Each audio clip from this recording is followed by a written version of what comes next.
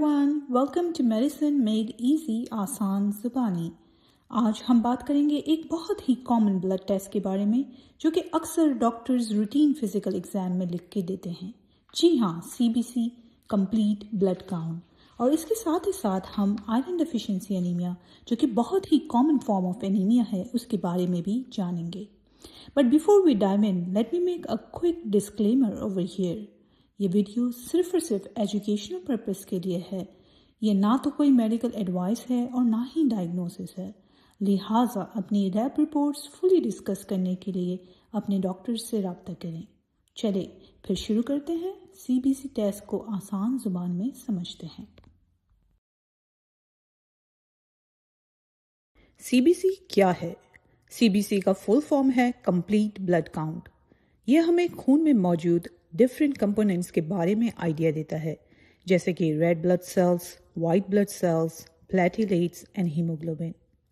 CBC दरअसल हमें help करता है कि आया खून में कोई कमी तो नहीं या कोई इन्फेक्शन, या हमें जनरली ओवरऑल हेल्थ के बारे में आइडिया देता है।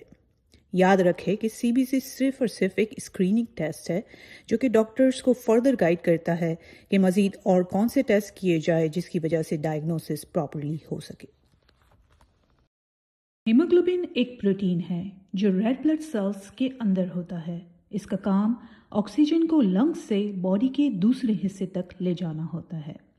अगर हीमोग्लोबिन कम हो जाए तो पेशेंट्स को चक्कर आना, थकान महसूस होना या सांस का फूलना महसूस हो सकता है। ये कुछ नॉर्मल एडल्ट रेंज है हीमोग्लोबिन की। लेकिन प्लीज़ याद रखें कि लो हीमोग्लोबिन का मतलब ज़रूरी नहीं कि आयरन डेफिशिएंसी हो।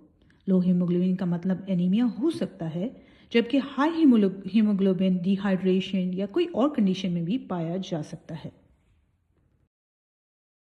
Red blood cells oxygen carry करते हैं। हीमोग्लोबिन इन्हीं सेल्स के अंदर होता है। ये कुछ नॉर्मल रेंज है एडल्ट इंडिविजुअल की। सिंपल समझने के लिए लो रेड ब्लड सेल्स एनीमिया या ब्लड लॉस में होता है, जबकि हाई आरबीसीज हमें डिहाइड्रेशन या हाई एल्टीट्यूड जैसे कि पहाड़ी एरिया में रहने वाले लोगों में पाया जा सकता है। आरबीसी इंडाइसिस हमें रेड ब्लड सेल्स के साइज और हीमोग्लोबिन कंटेंट के बारे में बताता है, जैसे कि एमसीवी सेल का साइज, एमसीएच हर सेल में हीमोग्लोबिन का अमाउंट, एमसीएचसी हीमोग्लोबिन की कंसंट्रेशन। ये कुछ कॉमन रेंजेस है एमसीवी, एमसीएच और एमसीएचसी की। ये इंडाइसिस हमें एनीमिया को क्लासिफाई करने में हेल्प करते हैं, लेकिन ये 100% रिलायबल नहीं होते। जैसा कि B12 डेफिशिएंसी में एमसीवी बढ़ जाता है, लेकिन शुरू के केसेस में जब B12 डेफिशिएंसी जस्ट डेवलप हो रही होती है, एमसीवी नॉर्मल भी आ सकता है। इसलिए डॉक्टर सिर्फ सीबीसी पर रिलाय नहीं करते और वो पेशेंट के सिम्टम्स और दूसरे लैब्स के चेक करने के बाद ही डायग्नोसिस करते हैं। एमसीवी के बेस पर हम एनीमिया को ब्रॉडली 3 कैटेगरीज में डिवाइड करते हैं। माइक्रोसिटिक, जिसमें कि एमसीवी या सेल का साइज छोटा होता है, ये आयरन डेफिशिएंसी या थैलेसीमिया में पाया जा सकता है। नॉर्मोसिटिक, जिसमें सेल में कोई चेंज नहीं आता, सेल नॉर्मल दिखते हैं, ये अर्ली आयरन डेफिशिएंसी या क्रॉनिक किडनी डिजीज़ में दिख सकता है। मैक्रोसिटिक, जिसमें सेल्स बड़े हो जाते हैं, ये B12 की कमी या फॉलेट की कमी में हो सकता है, किसी लीवर डिजीज़ में या अल्कोहल की ज़्यादा इनटेक से हो सकता है। ये क्लासिफिकेशन सिर्फ डायरेक्शन देती है, फाइनल डायग्नोसिस नहीं होता। आयरन डेफिशिएंसी एनीमिया दुनिया में एनीमिया की सबसे कॉमन वजह है। ये तब होती है जब बॉडी में आयरन का लॉस आयरन के इनटेक से ज़्यादा हो जाए। इसकी मेन 2 वजह होती है, या तो इंक्रीज डिमांड जैसे कि ग्रोथ फेज में, या तो प्रेगनेंसी के दौरान।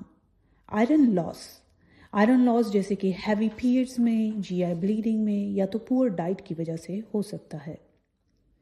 हाई रिस्क ग्रुप्स इसमें टॉडलर इंक्लूड है, जो कि 1 से 3 साल के छोटे बच्चे होते हैं।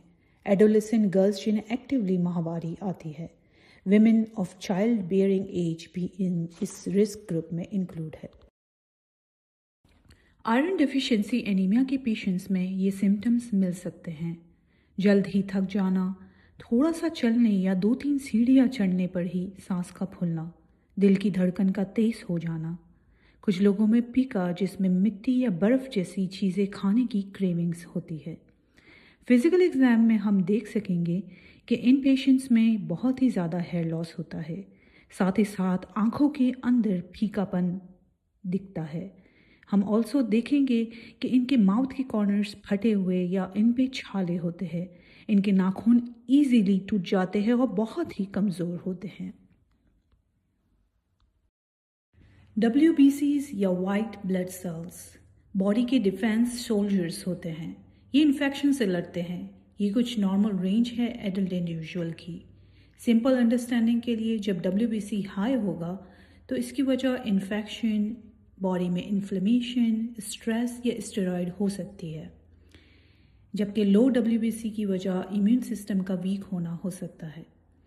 याद रहे कि WBC के डिफरेंशियल काउंट, जिसमें फर्दर वाइट ब्लड सेल्स की सब टाइप्स आती हैं, वो ज़्यादा अच्छा हमें आइडिया देता है कि बॉडी के अंदर क्या चल रहा है। उसको हम डिटेल में फ्यूचर वीडियोस में कवर करेंगे। प्लेटलेट्स ब्लड क्लॉटिंग के लिए ज़रूरी होता है। कट लगने पर ब्लीडिंग रोकने में मदद करते हैं। जब प्लेटलेट्स लो होते हैं तो ब्लीडिंग का रिस्क बढ़ जाता है, जबकि हाई प्लेटलेट्स अक्सर किसी और कंडीशन का रिस्पांस हो सकते हैं। हमेशा याद रखें, treat the patient not the numbers. CBC सिर्फ एक स्क्रीनिंग टूल है।